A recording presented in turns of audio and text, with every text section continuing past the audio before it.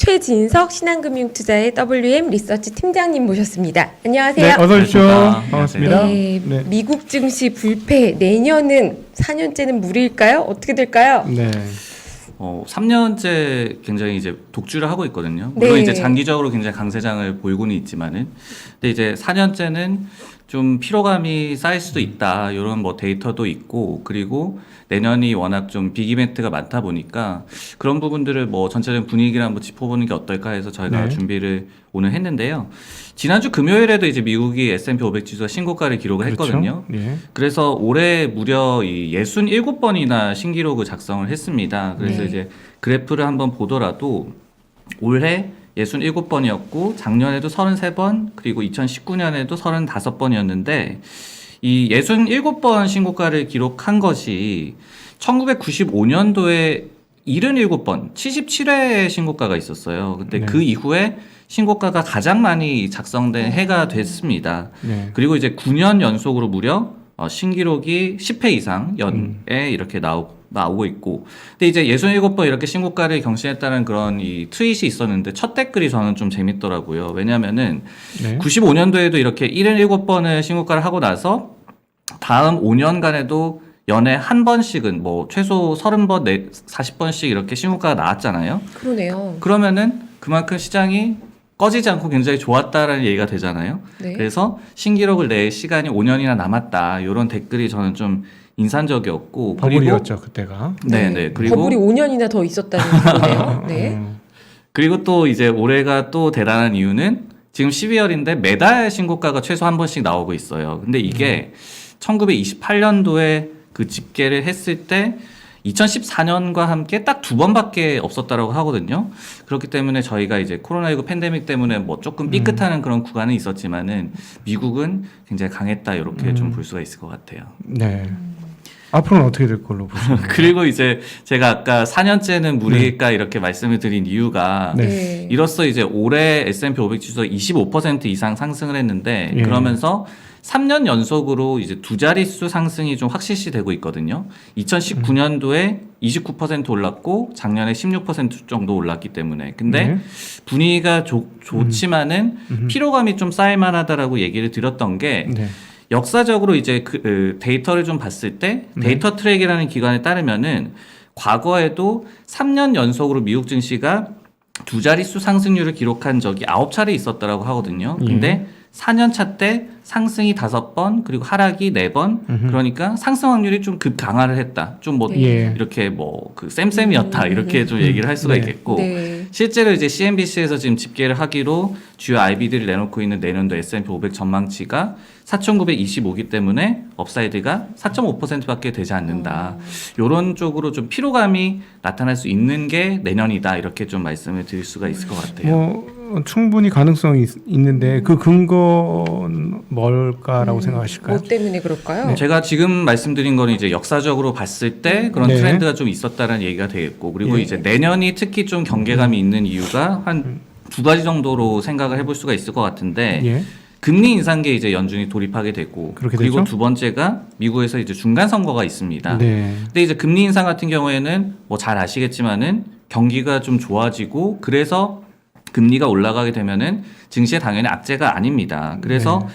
실제로 금리를 올릴 때까지, 그러니까 올린다 하고 그 시간이 지날 때까지는 유동성이 얼마 정도는 좀 풀려 있는 그런 상황이잖아요. 그렇죠. 그러다 보니까 증시 성적도 과거에 좋았고, 그리고 LPL 파이낸셜이라는 기관에 따르면은 지난 1958년 이후에 9차례의 금리 인상 사이클에서 첫 금리 인상 전 1년간 증시는 다 올랐다라고 하거든요. 네. 근데 이제 11월 달부터 또 테이퍼링이 저희가 시작이 됐잖아요. 네. 근데 지난 2013년 5월 달에 벤 버넌키 연준 당시 의장이 테이퍼링 관련해서 좀 발언을 한 이후에 좀 단기적으로 주가가 좀 많이 빠졌다가 네. 그해 남은 기간에는 또 17% 정도 상승을 했었고, 그리고 실제 테이퍼링 기간에도 S&P 500 지수가 한 11.5% 정도 상승을 했습니다. 그래서 유동성이 얼마만큼만 좀 남아 있으면은 충분히 좋다라고 저희가 생각을 해볼 수가 있을 것 같은데, 네. 그리고 그래서 이제 내년 상반기까지는 그래도 괜찮을 거다라고 얘기를 하고 있는 거고, 근데 이제 이번에 금리 인상 사이클이 조금은 좀 걱정이 되는 이유가, 지금 이 그래프를 좀 보면서 좀 말씀을 드릴 수가 있을 것 같은데 한 두 가지 정도로 저는 생각을 해봤어요. 첫 번째는 과거와는 달리 이번에 연준이 인플레이션 파이터를 좀 자처하면서 금리를 올릴 걸로 예상이 되고 있잖아요. 그렇죠. 그렇기 때문에 과거의 금리 인상 사이클을 그대로 좀 대입하기는 힘들다라는 그런 분위기가 월가에서 좀 나오고 있고요. 네. 두 번째로는 연준이 좀 과도하게 빠르게 좀 금리를 올리지 않을까 이런 좀 걱정이 있는 것 같은데 역사적으로 봤을 때 미국의 금리는 뭐 굉장히 낮은 수준으로 유지가 됐다가 좀 쭉 올랐다가 지금 꽤 오랫동안 또 제로 금리가 유지가 되고 있는데 증시는 뭐 그것과 크게 상관없이 완만하게 좀 상승을 했습니다. 근데 이 2018년도에 이 연준이 한 해에 4차례의 금리 인상을 따박따박 그 금리를 올렸었잖아요. 네. 근데 이때 S&P 500 지수가 6% 넘게 빠지면서 금융위기 이후에 최악의 한 해를 또 기록을 했습니다. 네. 이런 부분들이 금리 인상이 뭐 괜찮다 하지만은 그래도 이번이 조금은 또 걱정이 되는 이유다 이렇게 저는 좀 보고 있습니다. 네. 금리 인상 한 몇 번 정도 내년에 할 거라고 생각하시는지요?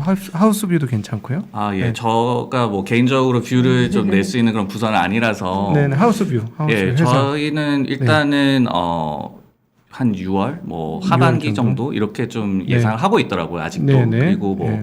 참고적으로 말씀을 드리면은 또 내일 저희가 지원님 보시겠지만은 저희 네. 방송에서 네. 통화정책 관련해서 저희 또 연구원이 나와서 얘기를 자세하게 네. 또 할 겁니다. 예, 예. 네. 그리고 이제 제가 또 중간 선거를 또 말씀을 드렸잖아요. 네. 근데 중간 선거가 이 미국에서 4년마다 열리는 최대 정치 행사 중에 하나인데 네. 하원은 모두 다 교체가 되고 상원은 한 3분의 1 정도가 교체가 됩니다. 예. 근데 내년에 그러니까 11월 8일에 이제 예정이 돼 있는데 지금 보시면 역사적으로 봤을 때 중간 선거가 없는 해는 별다른 굴곡 없이 이렇게 미국 증시가 연 뭐 한 10% 정도씩 이렇게 상승을 했는데 중간 선거가 있는 해는 이렇게 11월이 되기 전까지 변동성이 좀 확대화되고 굉장히 행보 장세가 네. 좀 펼쳐졌었어요. 그렇기 때문에 내년에도 11월 될 때까지 좀 지지부진하지 않을까 이런 네. 얘기가 좀 나오는 거고 반면에 이제 선거일 이후에 1년간의 주가는 평균적으로 15%가 올랐다라고 하거든요. 그래서 네. 다른 해에 약 한 7% 정도 상승했던 것에 비해서 오히려 좋다. 그렇기 때문에 불확실성 제거에는 환호를 했다. 즉 선거가 끝나면 랠리가 펼쳐질 거긴 하지만은 그때까지는 좀 불안불안할 거다. 이런 부분들이 내년은 좀 쉬어갈 수 있을 것이다라는 네. 그런 전망을 좀 뒷받침하는 충분히 지표라고 근거가 보여집니다. 있는 게 장기 시기열로 봐도 대통령 2년 차에 네. 우리 누구야 우리 참치형 그 유동원 본부장님 맨날 나오셔서 대통령 2년 차 안 좋다라는 그 뭐 80년짜리 데이터인가 갖고 나와서 네. 말씀하셨거든요. 그래서 네. 그런 측면에서 보면 저 중간 선거가 보통 2년째 있는 것 같은데 유효하다고 생각하는데 중간 선거 플러스 금리 인상 테이퍼링이 모두 붙어 있는 한 해가 내년이라서 올해만큼 시장이 연속될 거라고 기대하기에는 조금 기대에 나뉠 수는 있을 것 같아요. 네. 예, 예. 그 뭐랄까 정량적으로 표현을 해야 할까요? 그러나 여전히 저는 생각했을 때 빅테크 기업들의 이익 매출이 어떻게 될 건가? 근데 2021년 매출과 이익 증가가 미쳤잖아요. 그러니까요. 이 수치를 내년에는 기록을 못할 것 같은데. 코로나 영향이 확실히 있었으니까요. 네, 그러니까 이거는 저렇게 큰 기업이 저렇게 많이 낼 수 있는 숫자가 아닌데 그렇죠. 그런 측면에서 만약에 꺾여지면 말씀하신 대로 내년도 미국 시장이 이전 해에 비해서는 조금 숨고르기 할 가능성은 좀 있어 보일 것 같아요. 중간 선거 할 때까지는 더. 네, 이제 이익을 말씀을 하셨는데 올해 그 S&P 500 기업들 이익이 한 46% 정도 증가할 걸로 예상이 되거든요. 네. 정말 말씀하셨을 때 미쳤잖아요. 미쳤지. 네. 근데 이게 뭐 연초나 아니면은 그 전만 하더라도 뭐 한 30%대 왜냐면 네. 또 기저효과가 있으니까. 네. 근데 그게 계속 높아져서 네. 거의 50% 가까운 그런 이익 성장이 나올 걸로 기대가 되는 건데 네. 그렇기 때문에 내년에는 이게 한 8% 정도를 일단 꺾일 걸로 지금 그 에스티메이트 나오고 있거든요. 네. 네. 네. 그래서 지점님 말씀하셨듯이 더 이제 오르기 위해서는 예. 또 이런 또 상향 조정 그런 네. 게 있어야 될 것 같습니다. 그렇죠. 그래서 와, 정말 빅테크들이 잘하긴 잘해요. 그러게요. 예, 몽땅 다 쓸어가는 거라서. 이익 규모가 증가해도 성장률이 둔화될 때는 주가는 또 그렇지. 쉬어가는 구간이 나오니까요. 이익은 네. 실제로는 뭐 절대 이익 규모는 늘었어도 그렇지 100을 벌던 거 110을 벌었지만 네. 전년도에는 80에서 100 벌었는데 이번에 100에서 110 벌었으면 못 벌은 거야. 이렇게 시장은 해석할 수는 있겠죠. 네. 네. 네, 그래서 이제 뭐 좀 경계할 요인에 대해서 말씀을 드렸고, 그런데 실제로 주요 IB들은 내년에 미국의 지수를 어느 정도로 보고 있느냐, 네. 그 부분을 좀 말씀을 드리려고 해요. 네. 그래프에서도 보시듯이 일단 크레딧 스위스랑 웰스파고가 좀 높게 보고 있어요. 한 지금 5천. 어제 기준은 4,712포인트입니다. S&P 네, 네. 500 기준. 네. 그래서 이제 뭐 크레딧 스위스나 웰스파고는 뭐 한 10% 정도는 더 그러네요. 오를 거다 이렇게 보고 있는 거고, 그리고 이제 뭐 뱅크 오브 아메리카나 모건 스탠리는 대표적인 좀 비관론을 펼치는 IB잖아요. 네. 그러다 보니까 내년에 대해서도 현재 대비해서 좀 하락할 걸로 예상을 지금 하고 있습니다. 많이 안 좋게 보네요. 근데 매년 그랬어요. 이 또 아. IB. 보수적이죠. 네, 네. 저기 기관들이 네. 네. 그래서 이제 이 기관들이 어떤 로직을 갖고 이런 목표치를 냈나 그 부분을 또 한 가지 좀 말씀을 드리면은, 크레딧 스위스는 참고로 이제 원래는 5천을 제시를 했다가 5,200으로 올렸어요. 근데 네. 그러면서 경기 전망이 좋다? 그러면서 또 민감 업종에서 추가적으로 마진 개선이 나올 수가 있다. 자사주 매입도 미국 기업들이 다시 한번 좀 많이 할 거다. 그리고 이제 연준의 긴축에도 불구하고 할인율이 여전히 좀 증시에 우호적이다라고 얘기를 했고요. 네. 웰스파고 같은 경우에도 공급망 차질이라든지 인플레이션 압박 지속은 경계 요소다. 근데 글로벌 경제나 또 이런 뭐 기업 이익의 성장세가 내년에도 평균 이상을 갈 것이다. 이렇게 또 네. 얘기를 했고요. 골드만삭스는 기업 이익이 여전히 증시 추가 상승 동력으로 작용하고 있다. 법인세 인상도 내년이 아니라 내후년이 돼야 나올 것이다. 네. 그래서 강세장은 지속될 것이다. 다만 성장이 둔화하고 또 긴축 그리고 시중 금리가 좀 상승할 걸로 보고 있기 때문에 업사이드는 이렇게 뭐 싱글 디짓 정도, 한 자릿수 정도로 내년에 좀 꺾일 걸로 지금 예상을 하고 있습니다. 그래서 뭐 낙관론은 여전히 좀 견지를 하고 있지만은 일부 아까 말씀드렸던 그런 요인들 때문에 경계 심리도 좀 드러내고 있다. 이렇게 좀 말씀을 드릴 수가 있을 것 같아요. 네. 그리고 이제 지점님도 아까 말씀하셨듯이 이 뱅크 오브 아메리카랑 모건 스탠리가 굉장히 안 좋게 보네 이렇게 말씀을 하셨잖아요. 근데 사실은 이 두 기관 그리고 뭐 시티그룹까지 합쳐서 네. 미국에 대해서 꾸준하게 비관론을 제시를 하고 또 네. 꾸준하게 틀리고 있는 그런 IB거든요. 그래서 이제 이들 네. 기관에 또 얘기를 좀 해드릴 필요가 있을 것 같아요. 모건 스탠리는 마이클 윌슨이라는 사람이고, 그리고 뱅크 오브 아메리카는 사비타 서브라마니안이라는 그런 여성분인데, 이 내년에도 좀 좋지 않게 보면서 모건 스탠리를 뭐라고 그랬냐면은 기업이익 성장이 좀 둔화하는 그 속에서 금리 상승 환경이 있기 때문에 멀티플 축소 요인으로 이게 작용할 것이다라고 얘기를 했고, 네. 미드 사이클의 디레이팅이 이제 진행이 될 것이다라고 얘기를 했어요. 그리고 뱅크 오브 아메리카도 할인율이 상승할 것이기 때문에 밸류에이션에 영향이 있을 것이다. 그리고 금리 상승 환경에서 다른 투자 자산이 이제 주식과 좀 경쟁을 더 높일 것이다. 좀 도전을 해올 것이다라고 얘기를 했고, 예를 들어서 10년물 채권 금리가 2%를 만약에 찍으면은 배당률 대비해서 수익률이 좀 높은 건데, 미국 증시에서 좀 얘기를 하는 게 티나라고 많이 얘기를 하잖아요. There is no alternative라고 해서 주식 외에는 대안이 없다라고 하는데, 혹시나 이제 대안이 나타날 수도 있다라고 얘기를 하고 있습니다. 네. 근데 이제 중요한 지표가 이 그래프가 될 것 같은데, 올해에 대해서 이제 그 S&P 500 전망치를 내놓은 그런 그래프인데, 지난해 말에 모건 스탠은 3,900을 제시를 했고 뱅크 오브 아메리카는 3,800을 제시를 했어요. 근데 네. 지금 보시면은 4,700이기 때문에 사실 택도 없이 틀렸습니다. 틀렸네요. 많이 많이 틀렸네요. 틀렸네. 네, 그리고 이제 보면은 슬금슬금 올렸어요. 그래서 모건 스탠은 4,000으로 좀 올렸고 BOA도 4,250으로 그래도 조금은 올렸거든요. 많이도 안 올렸네요.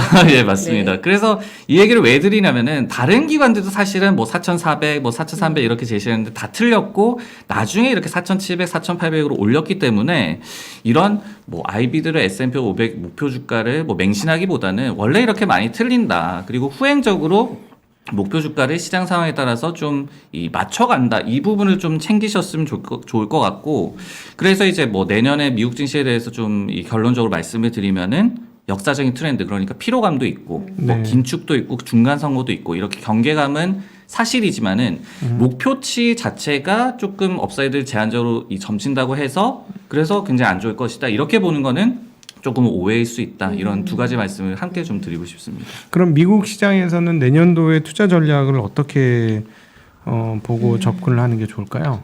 네. 미국 같은 경우 이것도 마찬가지로 제가 뭐 전략을 제시를 해드릴 수는 없는데 네.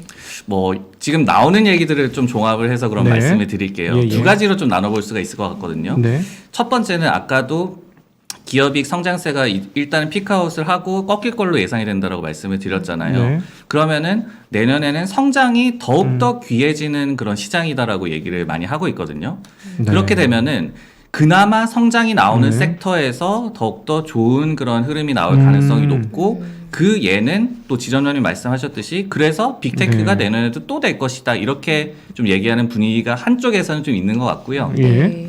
그리고 이제 다른 쪽에서는 며칠 전에도 이제 CNN 머니에서 그런 기사를 냈더라고요. 뭐라고 네. 기사를 냈냐면은 네. 애플이나 아마존이나 이런 빅테크 그리고 성장주에서 이제는 드디어 가치주로 갈 것이다 이런 얘기가 또 있더라고요. 왜 네. 그렇게 보냐면은 네. 지금까지 뭐 10여 년간 성장주가 가치주 아웃퍼폼했고 올해도 한 3월 달쯤에는 가치주가 굉장히 잘 가다가 결국은 예. 성장주가 또 윈을 하면서 올해가 마칠 것으로 예상이 되는데 네. 내년에는 이제 금리도 오르고 할인율도 오르고 이런 부분들을 네. 좀 감안을 해서 결국은 네. 시장에서 시장 전체에 대한 밸류에이션에 대해서는 그다지 멀티플을 높게 주지는 못할 것이다. 그렇기 네. 때문에 상대적으로 좀 저평가가 된 가치주에 대해서 굉장히 좀 많은 매수세가 들어올 것이다. 이런 거를 뭐 모건 스탠리라든지 아니면 네. 이런 외신에서 좀 보도를 하고 있고 그 예 중에 하나가 요번에 이제 오미크론 변이 바이러스가 좀 터지고 나서 섹터별 흐름을 좀 보면은 반도체 같은 경우는 그다지 주가도 빠지지 않았고 네. 굉장히 빠르게 좀 회복하는 모습이 나오고 있거든요. 신고가 냈죠. 네. 근데 반면에 소프트웨어 섹터 같은 경우에는 굉장히 많이 좀 매도가 됐고 예. 디레이팅이 굉장히 빠르게 좀 나타나고 있습니다. 여기에 네. 또 중소형 혁신 성장주 이런 부분들이 네. 굉장히 좋지 않게 나타나고 있는데 네. 이런 부분들이 결국은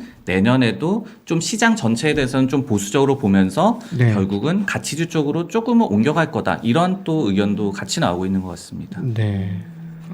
그러니까 그 아무래도 소프트웨어나 이런 쪽은 조금 많이 높게 올라간 부분들이 있으니까 사실은 기록적으로 오래 빠진 종목이 하나 있어요. 그 연초에 정말 코로나 시기에 정말 난리를 피웠던 그 펠로톤이라는 예, 기업 있지 않습니까? 진짜 어마무시하게 빠졌더라고요. 그러니까 그런 기업들은 예를 들어 신생으로 많이 올랐던 기업들은 조금 조심을 하고 지금 말씀하신 것처럼 사실 반도체 업종이나 이런 거는 실적이 받침이 되는 네. 회사들이잖아요. 그래서 오히려 안전한 그런 네. 섹터로 좀 치부가 되는 것 같아요. 미국도 이제 실적이 받쳐주고 실적이 괜찮은 쪽은 계속 보시는 것도 나쁘지 않을 것 같다. 그리고 파운드리가 내년도에도 사실 파운드리 하는 회사는 돈을 쓰는 입장이죠. 20조 원씩 뭐 돈을 때려 박아가지고 지금 팹 하나 제대로 설계해갖고 램업 하는데 한 2년 정도 걸리니까 그러면은 삼성전자나 뭐 TSMC나 모두 미국 공장 지으면은 한 2년간 돈 써야 되는 건데 그러면 거기다가 장비 팔아먹는 애들은 좋은 거죠. 그래서 그런 밸류를 조금 밸류 체인을 조금 읽어서 투자를 하신다면 좋지 않을까. 네. 네. 요건 또 목요일 날 또 우리 참청 유동원 본부장님 모셔서 또 얘기를 하면 그 부분에 대해서 네. 뭐 조금 제가 첨언을 네. 하자면은 예. 반도체 그런 투자 이 파운드리 업체들 투자 이런 건 결국은 장비에 대한 또 투자와도 연결이 되잖아요. 그렇죠. 근데 네. 우리가 이번에 반도체 쇼티지를 겪으면서 그런 설비 투자가 어디에 좀 집중됐냐라고 보면은 네. 아날로그 반도체 그러니까 네. 차량용 반도체가 굉장히 부족하고 네. 이런 부분들 때문에 파운드리가 그런 데다가 투자를 좀 많이 했습니다. 근데 네. 원래는 미세 공정화를 하는 것이 장기적인 목표고 예. 그 캐펙스가 이제 집중이 돼야 하는 그런 분야인데 그거를 네. 잠시 쉬었거든요. 네. 너무 부족한 분야가 있다 보니까. 네. 근데 이게 앞으로 몇 년간 또 투자를 다시 한다라는 거죠. 미세 공정화에다가. 그래서 저희 뭐 반도체 애널리스트와 얘기를 해보더라도 네. 그런 부분들이 수년간의 어떤 장비 투자 그리고 파운드리 네. 업체 그리고 장비주 이런 것들의 실적을 좀 뒷받침을 할 거다. 네. 이런 거를 시장이 좀 잘 알고 있는 것 같아요. 예, 사실은 뭐 52주 신고가 이미 찍었고 뭐 아주 좋죠. KLA 덴코, 뭐 램 리서치, ASML, 머티리얼스 다 좋은데 그럼에도 불구하고 한 해 정도는 더 좋을 것 같기는 해요. 네. 네. 시간이 다 돼서 사실 길게는 못 여쭤볼 것 같은데 그래도 제목에 저희가 타이틀 넣었으니까 이걸 또 빼먹고 갈 수는 없을 것 같아서 시간이 벌써 다 됐네요. 네, 지금 10시 5분이 됐는데요. 네. 그래도 이걸 그냥 가면 안 될 것 같아요. 지금 리비안 테슬라의 대항마냐 저희가 아하. 이거를 넣어놨어요. 묵직한 주제입니다. 네, 근데 네. 길게는 못 여쭤볼 것 같고 IPO 첫 실적 발표를 앞둔 리비안 네. 매출액은 제로인데도 시초은 100조다. 리비안이 테슬라랑 닮기도 했는데 더 나은 기업인가? 어떻게 보시는지요? 그럼 제가 선택적으로 말씀을 드릴게요. 네. 그러면은 왜 테슬라랑 비교를 되느냐? 닮은 점을 두 가지를 말씀을 드리고 네. 네. 그리고 테슬라가 처음에 상장을 하고 그 초기 시절을 비교를 해봤을 때 네. 리비안이 좀 나은 구석이 있더라고요. 그게 그렇겠죠. 두 가지가 좀 있기 때문에 그 부분을 좀 말씀을 드리면은 그래도 네. 좀 뭐 재미있는 내용이 될 것 같아요. 네. 일단은 테슬라와 닮은 점은 두 가지인데 첫 번째는 수직 계열화 이 네. 부분을 추구하는 게 굉장히 닮은 것 같습니다. 테슬라가 단순히 이제 전기차 회사가 아니라 사실은 생산, 판매, 할부금융, 뭐 슈퍼차저라고 해서 충전, 소프트웨어까지 다 아우르고 있잖아요. 그렇죠. 반도체도 스스로 만든 그렇죠. 게 굉장히 또 주도적이기 때문에 네. 그래서 이제 이번에 쇼티지 피해도 굉장히 제한적이었고 생산을 잘해서 차를 잘 팔았거든요. 예. 이런 부분들이 있고 그리고 이제는 배터리까지 스스로 하려고 테슬라가 박차를 가하고 있습니다. 근데 리비안도 마찬가지예요. 온라인 채널을 통해서 판매를 하고 할부 금융도 제공을 하고 보험도 제공을 하고 그리고 충전 인프라도 구축을 하고 있기 때문에 여기에 소프트웨어까지 더해서 결국은 차를 한 대 팔면은 그 한 대에 대한 소프트웨어 뭐 업그레이드, 메인터넌스 이런 것까지 네. 차 한 대 값을 더 벌 수 있는 이런 구조를 네. 좀 추구를 하고 있고 현재는 삼성 SDI의 배터리를 사용을 하고 있지만은 이 역시도 이제 자체적으로 좀 하려고 좀 관심을 갖고 있는 상황이고 네. 두 번째로 테슬라와 닮은 점은 그때 테슬라와 얘기를 하는 거예요. 테슬라 IPO 네. 초기와. 네네. 근데 공통점은 둘 다 돈을 굉장히 못 벌었다. 이 부분이 좀 공통점일 것 같은데 예. 리비안의 작년 매출이 제로거든요. 네. 하나도 돈을 못 벌었는데 한때 자동차 업계 시총 탑3까지도 올라갔었고 네.